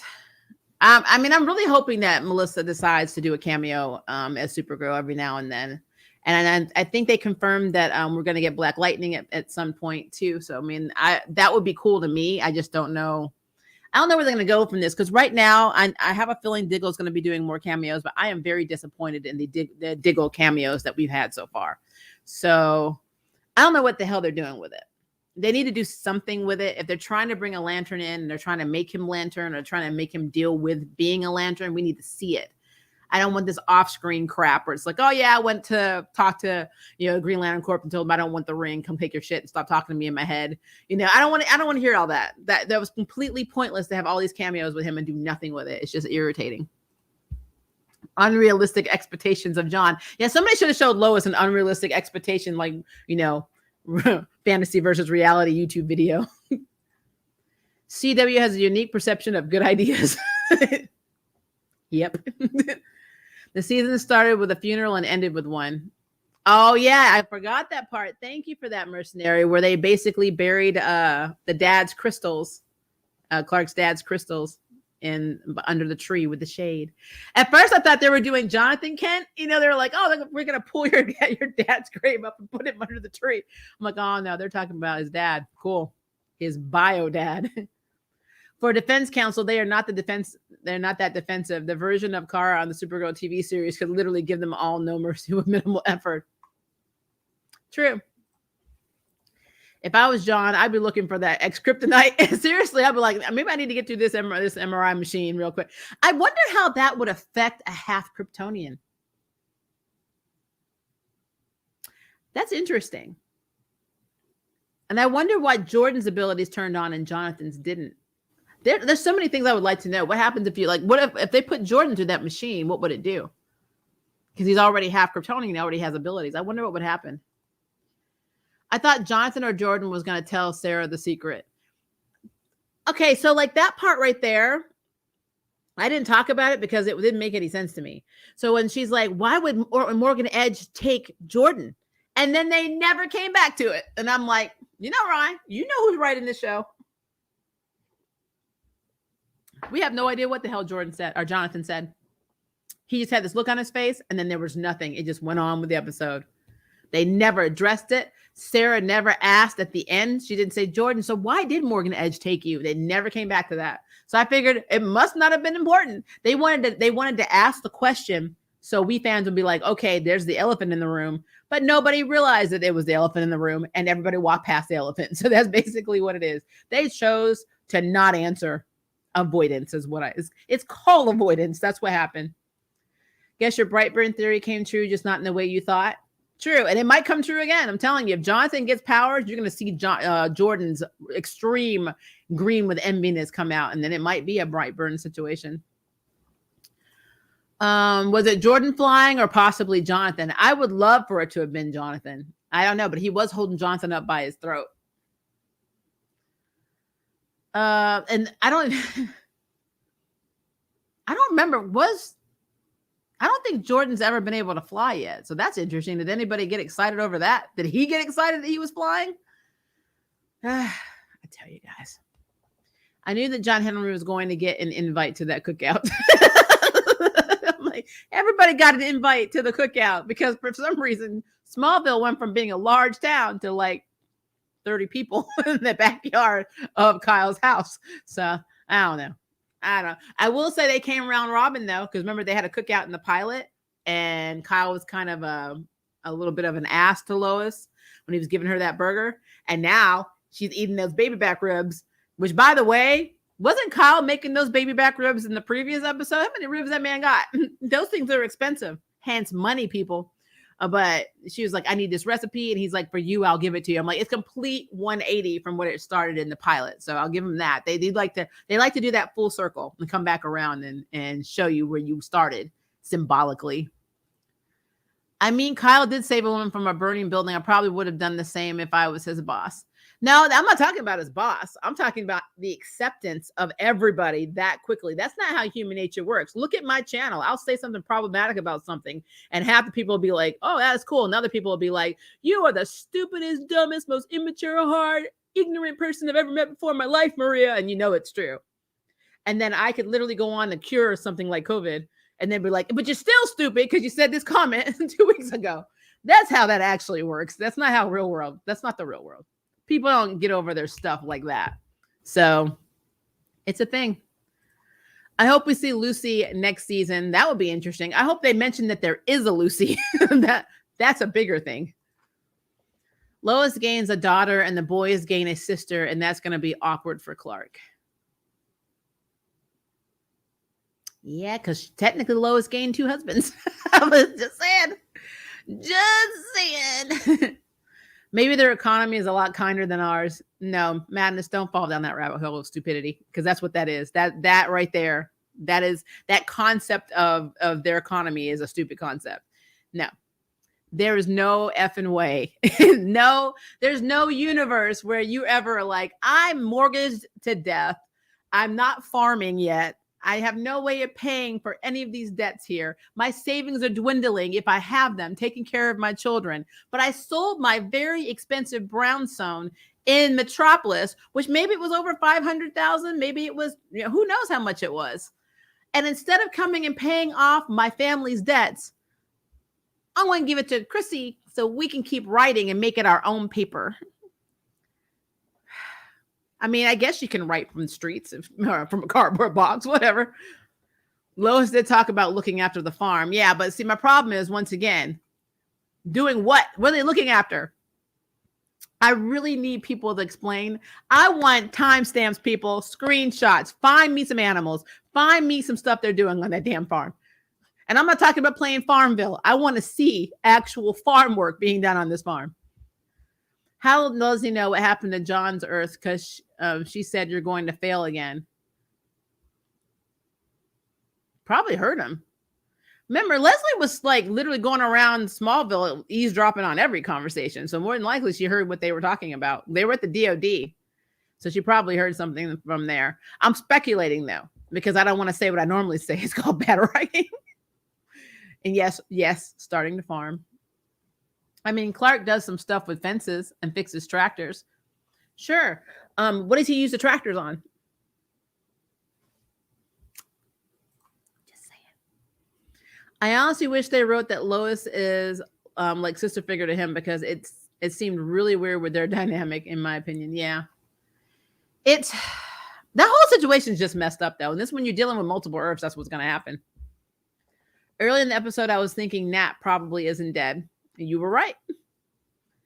As John Henry Irons' sister figure. Maybe he assumed Superman killed her. Doesn't he say once Superman killed my family? But my problem is that Superman didn't know where they were located that entire time. And the Superman that was on his time machine, which we still have no idea where the hell what happened to him when he zapped through time, we have no clue what happened. He has no idea what happened with his daughter. He had no real reason to think that she was dead. That's my thing. Like they're putting the story out that she was dead, but like there were no indicators that she was dead. As a parent, I want to believe that my child is alive.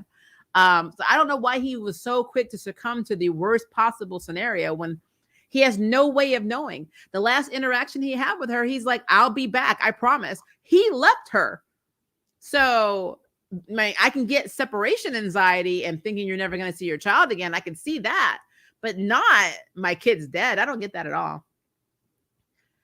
I understand why Sophie gets sent away. There's a lot going on, and I have 4 kids. When things are happening, I tend to send my small children away to protect their innocence. That's fine. Like I said, I've been a mother a long time. I have a almost 25-year-old. I get it. Except they even send her away when nothing's going on. That child's not there. I'm like, she's not there. When they have their family meetings and discussions, she's always gone. Sophie, it's almost like Sophie doesn't want to be in the house. I don't know. It's weird. Typical Jeff Johns. Melissa's production company teamed up with the WB, so she's around. Okay. Wonder if CW writers are from such privileged backgrounds that they think being poor is just about lifestyle differences rather than it being an issue of physical security. That's got to be what it is. Maybe they don't realize what it's like to have debt. I don't know. But you would think in the era where everybody is bogged down by student loans, like mostly everyone, that they would still understand that. But yeah, whatever. The cameos aren't pointless. I think it's building to something we will see more of on Supergirl. Well, I mean, like I said, I'm all for that. And I'm not saying that it's not. I'm saying I'm disappointed in them. They were pointless for me. Like how they had them, the order they put this in was completely pointless to me. There was a better way that they could have done that with Diggle. They could have given Diggle like an entire mini series to himself, like a special to himself. And that would have worked better than what they were doing in these episodes. Smallville became Blackville. I thought they were renewing their vows. What are you talking about? I'm sorry. Lois needs to hold a TED Talk. She really does. I love to do nothing and not get paid. I know, right? I mean, we are doing things incorrectly in this world. Let's put it that way. Kyle loves his baby backs. And I'm telling you, I don't eat meat. I'm the only vegetarian in my house. But my daughter and my spouse eat meat, and I know how much short ribs cost. So, and they're tremendously high. So baby back ribs are insanely high. And I'm like, where are they getting the food from? The whole town is dying. They don't have any money. Businesses are closing down. The hardware store is gone. I can't even get any light bulbs. Where are you getting the baby back ribs? I'm confused. I'm confused. Are you driving to another town? That's gas money and more money. I'm confused. Clark saying we are brothers to Morgan was like, can you send that some of that paper my way? You want to share. I got a farm. I'm not farming. I've never played Farmville. Be paid. I'm sleepy. I get it, I'm sorry. When John Henry was falling from the sky, it reminded me of the Iron Man scene from the Avengers. Oh, yeah. Yeah. I don't think they modeled it after that, but I mean, there's been lots of scenes where people fall through the atmosphere and eventually get caught. But the whole time he was falling, I'm like, you're going to get caught, right? You're going to get caught. Superman sees you. And I'm like, if I was Lois, I would try to talk Clark into the second husband thing. I mean, he's from Krypton. Maybe there's wiggle room.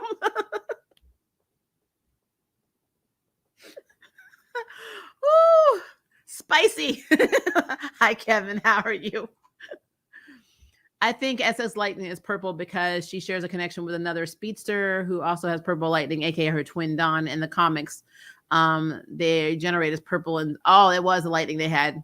Well, again, though, XS is not Nora in the comics, so that's a whole other conversation. That's not. XS is real, but completely different in the comic books. And yeah. Don't get me started on Flash. I can't talk about the Flash, guys. I just can't. I cannot. Lightning and the tornado, they both collectively created. The non-commitment towards Diggle is kind of annoying. Yep. It's annoying. It is very annoying. And like I said, I mean, I'm all for them building up a story, but my problem with that is when you build up a story, you need to have a good foundation. And what you showed us is not good foundation. I mean, the closest we got to the whole Lantern situation is on the Flash when he was like, having all these head issues or pain in his head and hearing stuff. And Cecile touches him and says, what I'm feeling is something, cosmic. It's something more and blah, blah, blah. And I'm like, okay, we know what it is. We know what it is, but what are we going to get it? So it's just whatever. I can't. The Flash is he who must not be named. The slowest thinking man alive. That's what the Flash is. Diggle is black. We know CW isn't getting a special. You guys, like, seriously, my voiceover crew, I have lots of being a voice actress, I've met a lot of people in the industry, and I have a lot of actor friends because I've done theater. So we're going to be doing a lot of CW parodies. We're going to do other things too, but I know one of the things we are doing is we're going to do a really quick, like, kind of like what if type scenario with the Flash. It's going to be funny.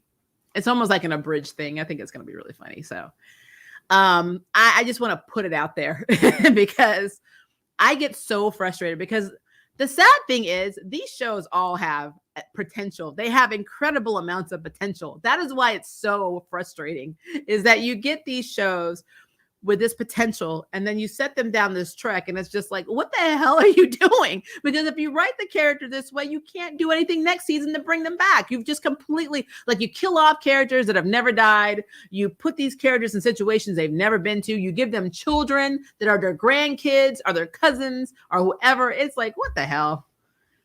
It's just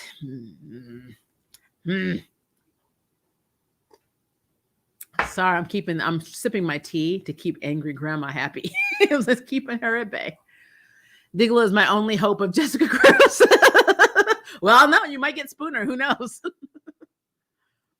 Painkiller was a missed opportunity. 1 effing trillion effing %. I'm hoping HBO Max picked it up, but probably not. It's so weird to me.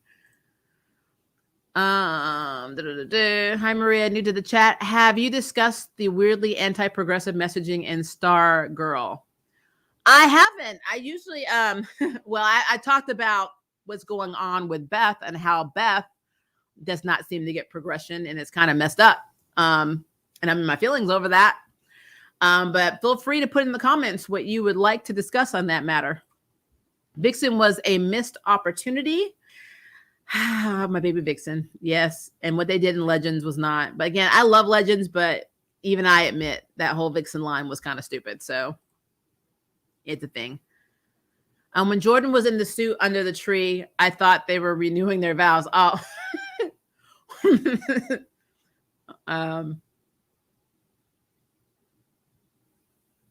But why? I mean, why would they need to renew their vows under the tree? I mean, I'm not saying anything against you about that. I just wondered what would be the motivation. Like, what was they even wearing? Like, I know the boys had on black suits. Was Lois dressed? I have to go back and look and see if she wore a nice dress or not. I have no idea. But whatever. I could see that, I guess. We should petition the what if episodes where CW writers know how to write.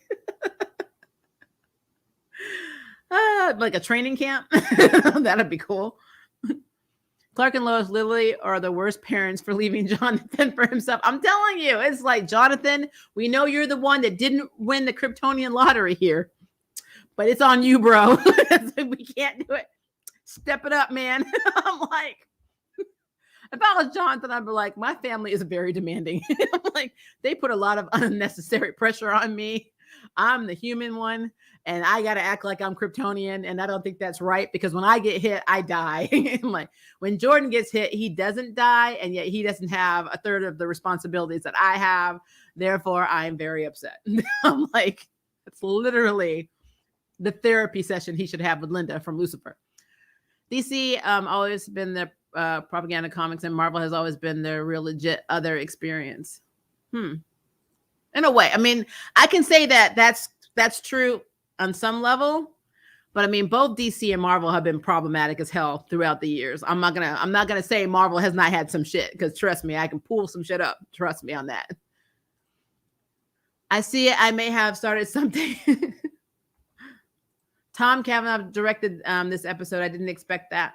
Well, he did say he wanted to do more behind the scenes stuff. Isn't that why he left playing the Wells characters? I didn't think he was leaving permanently. I thought he wasn't leaving entirely. He was just leaving the acting part. He'll do probably like cameos every now and then. I don't want to shift the focus. I was still trying to understand how the framing of the Injustice Society with left-wing ideals in the finale of season 1. I mean, like that okay. So some of the stuff that they were saying actually wasn't bad. What they were, but you have to understand that comics are political in general. They have always been political. They have been political since their effing inception. Yes, some comics do a better job at masking what they're actually saying to you, but I can literally go down the line from Superman onward, from DC, Marvel, Milestone, Dark Horse, you name it. There have been there's activism and political standpoints throughout every damn issue of every damn comic you will read, because that's how they get their points out. Just some of them are more subtle about it. So that doesn't shock me. I don't play this whole lefty righty thing. I don't. I'm more of a humanitarian. I want people to be okay. I don't give a flying fuck about corporations or any of that shit. I feel like people have too much money that are above us. If you are working class and you have to pay more taxes than others that make 3 times what you owe, that is a messed up system. Like, there's a lot of disparities in healthcare and across the board. And so, unfortunately, comic books kind of reflect that. And unfortunately, there really should never be a negative connotation behind the word progression, because as a species, we try to progress and evolve and be better. The problem is that everybody has an idea of what's acceptable in terms of what progression and evolution is. And some people don't believe in evolution at all. And so that conversation can get extremely deep and can take a really interesting turn.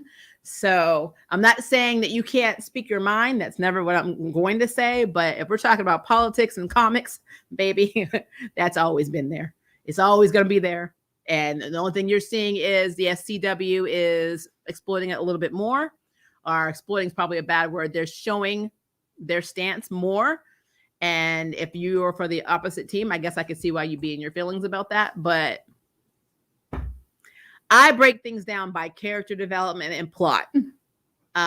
Everything else, you are free to make assumptions, have opinions, be offended, not offended, be for or against, all on your own.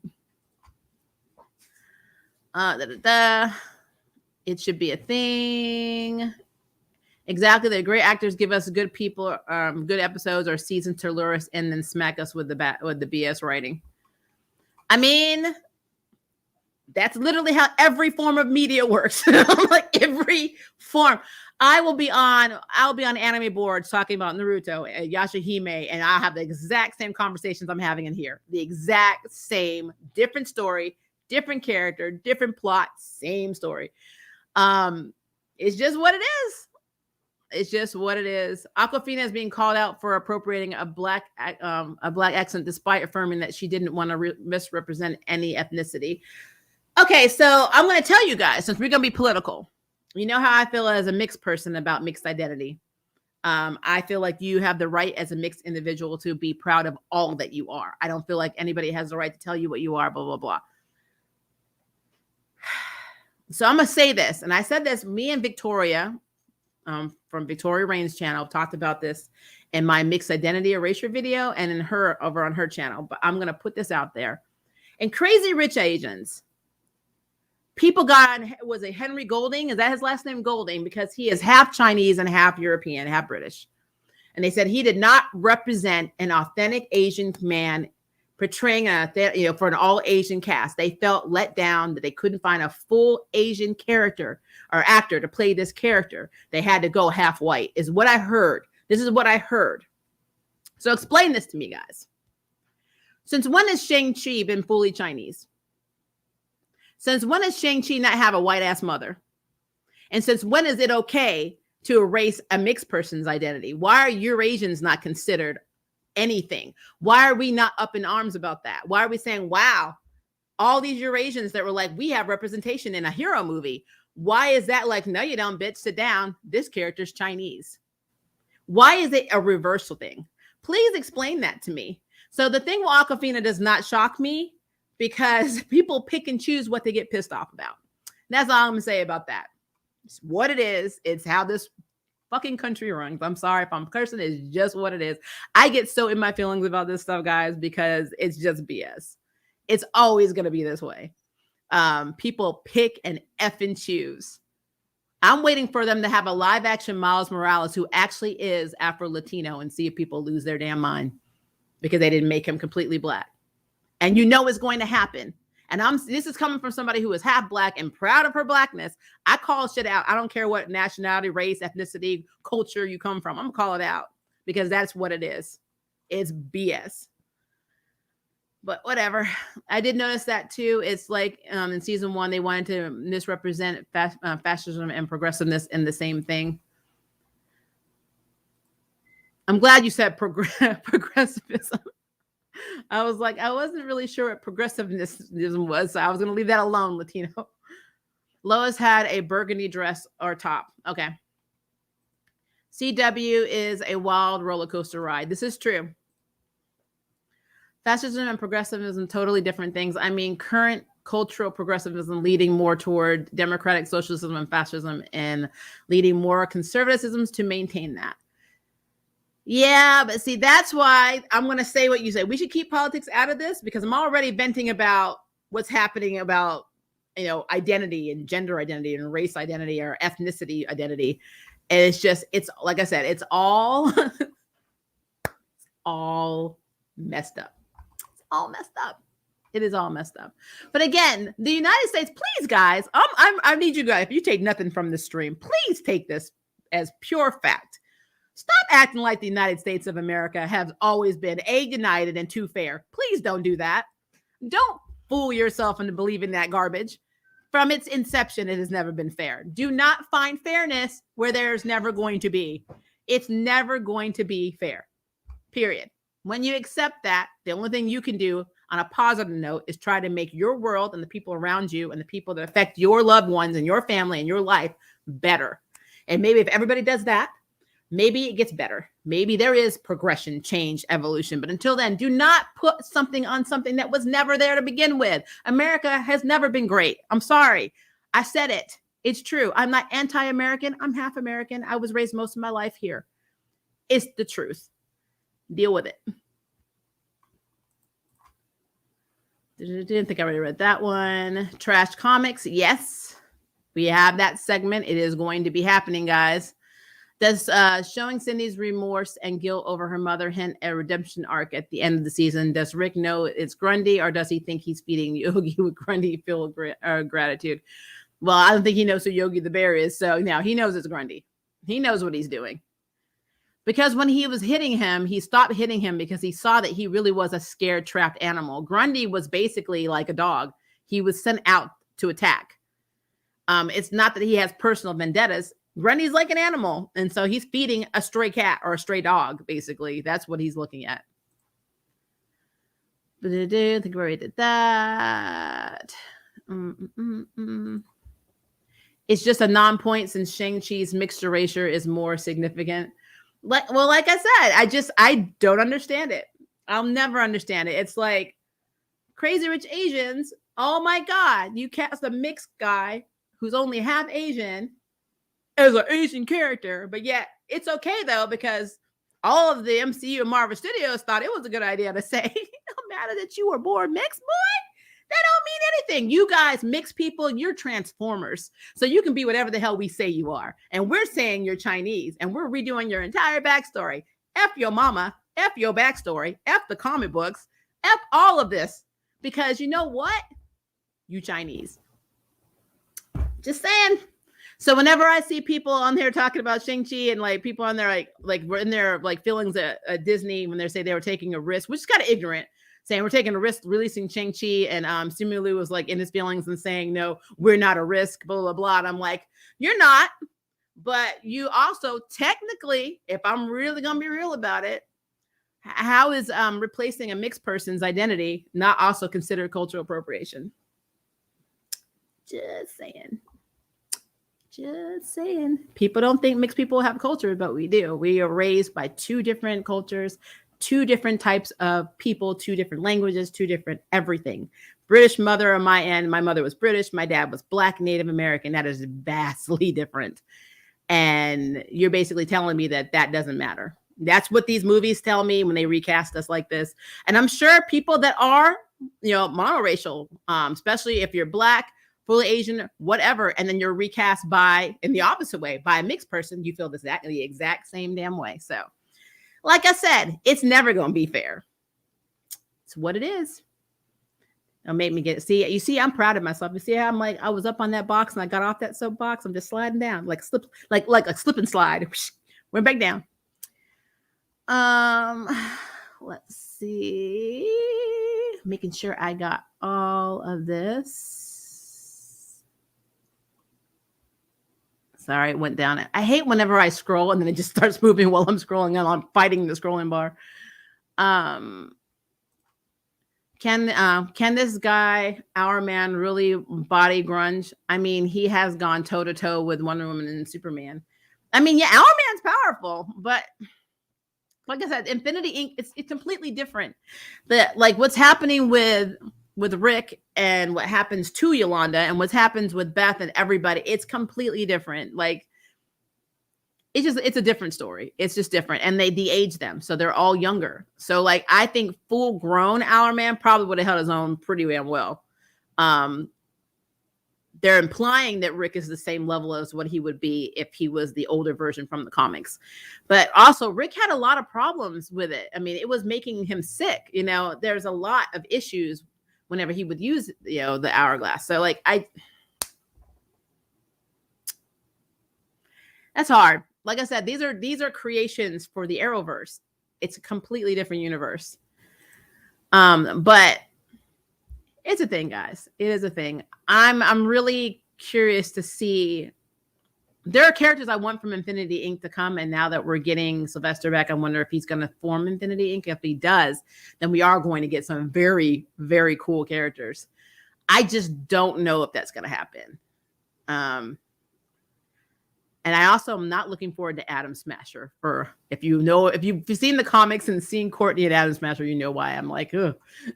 But I don't know. We'll see what happens with that. Fun fact: did you know Marvel almost bought Kung Fu, but were rejected? Imagine Kung Fu as an MCU Disney Plus show. Oh God, guys, you're making me tired. You're making me tired. No way Stargirl can keep up with a lantern. Keep up as in you mean win? I mean, her staff is pretty damn cool. If you wanted to see a Stargirl history video, I did one for Blurred Without Fear 2 years ago, I believe. It's on his channel. I did her whole history. I think I even talked about Stars and Stripes. In theory, I like these questions because it kind of makes me think about that YouTube channel, Bat in the Sun. What would happen if Stargirl fought Jade? I'm not saying she wouldn't hold her own. I'm not saying that she doesn't get advanced. Like, she gets more advanced with the staff as she gets a little older, and she gets a lot more abilities. She actually is able to control the staff by thinking about it in some versions of the comics without even having to open her mouth. They're just linked. So in theory, she could hold her own for a while, but I mean, you're pretty much talking about the intergalactic gatekeepers or the police. So it's like, it's hard when you have a ring that literally can do whatever the hell you want it to do just by willing it. And the only disadvantage you have is that the battery drains, which is kind of funny to me, but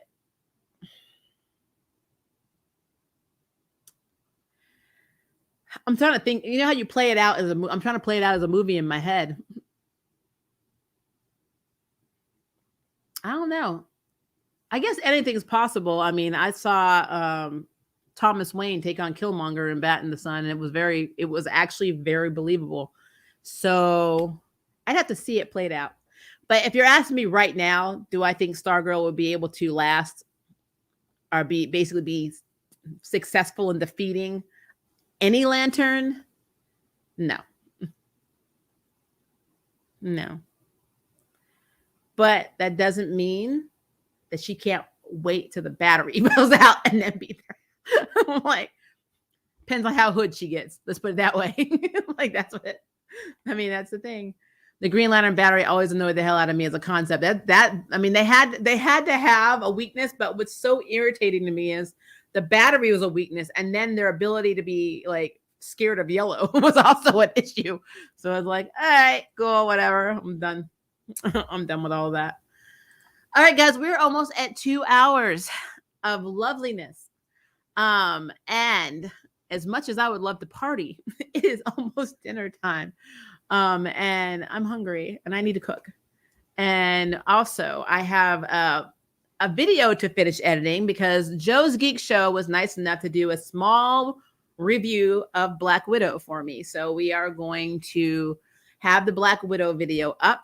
I also posted on the community tab, if you guys have not seen it, I'm doing an interview with voice actress Danielle McRae. If you don't know who that is, she's in Skullgirls, she's in League of Legends, she's done World of Warcraft voiceover stuff. So I try to bring some of my voiceover friends over and interview them to let, just in case you're interested in voiceovers and stuff that they do, you have, a chance to talk to them or at least hear what they have to say. So I have that coming soon. So be on the lookout for that.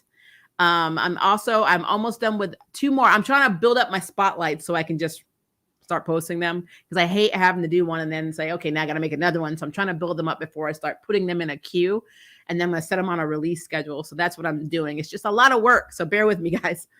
So that is going to happen. L Regeneration Q is either going to be a late midnight stream tomorrow, depending if it's released early, because it came out last week at 10 for me. So if it's released early, I will try and do it the same night. If not, it'll be on Friday. And then of course, we don't have the Owl House anymore on Saturday. So I'm going to have to post another wonderful video, but we will be doing our Trash Comics live stream. And we also will be doing our What If review, I believe on Friday evening with Groove. So episode 2 of What If is coming. And then the last video I'm working on, which I think I'm going to end up doing as a live stream because it's becoming really complicated, is Roswell, New Mexico, the last 2 episodes. I think I'm just going to bite the bullet and schedule a live stream because there's a lot to talk about with these 2 episodes. And the last episode was insane. And I'm beginning to believe that something happened with the marketing team or the promo team for this series. Maybe they got deported by ICE. I don't know what it is. They do not have promotions at all. They don't have sneak peeks. They have nothing on Roswell, New Mexico. It's really weird that they don't have any advertising whatsoever, like at all. It's like they don't want to give any spoilers away. They're like nothing. So I don't know what's going on with that. So it's a thing. But all right, guys, if it is day for you, have a good day. If it is night for you, have a good night. And I will see you in our next stream and our next video. See you later, guys. Bye.